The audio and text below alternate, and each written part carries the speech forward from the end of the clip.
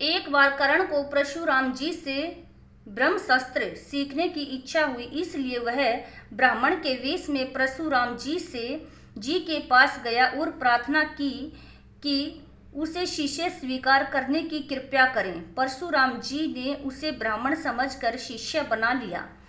इस प्रकार छल से कर्ण ने ब्रह्म शस्त्र चलाना सीख लिया। एक दिन परशुराम कर्ण की जांघ पर सिर रखकर सो रहे थे। इतने में एक काला भूरा कर्ण की जांघ के नीचे घुस गया और काटने लगा। कीड़े के काटने से कर्ण को बहुत पीड़ा हुई और जांघ से लहू की धारा बहने लगी, पर कर्ण ने इस भय से कि कहीं गुरुदेव की नींद न खुल जाए, जांघ को जरा भी हिलाया डुलाया नहीं। जब खून से परशुराम की देह भीगने लगी तो उसकी नींद खुल गई। उन्होंने देखा कि कर्ण की जांघ से खून बह रहा है। यह देखकर परशुराम बोले, बेटा सच बताओ, तुम कौन हो? तब कर्ण असली बात न छिपा सका। उसने स्वीकार कर लिया कि वह ब्राह्मण नहीं बल्कि सूत पुत्र है।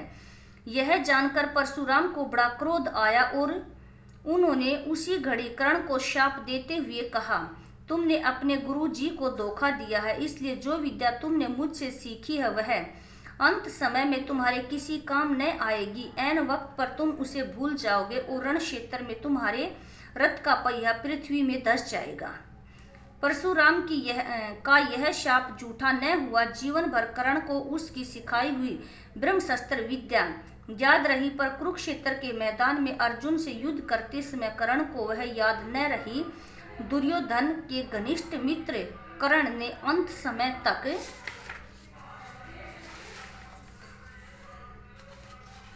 कौरवों का साथ न छोड़ा। कुरुक्षेत्र के युद्ध में भीष्म तथा आचार्य द्रोण के आहत हो जाने के बाद दुर्योधन ने कर्ण को ही कौरव सेना का सेनापति बनाया था।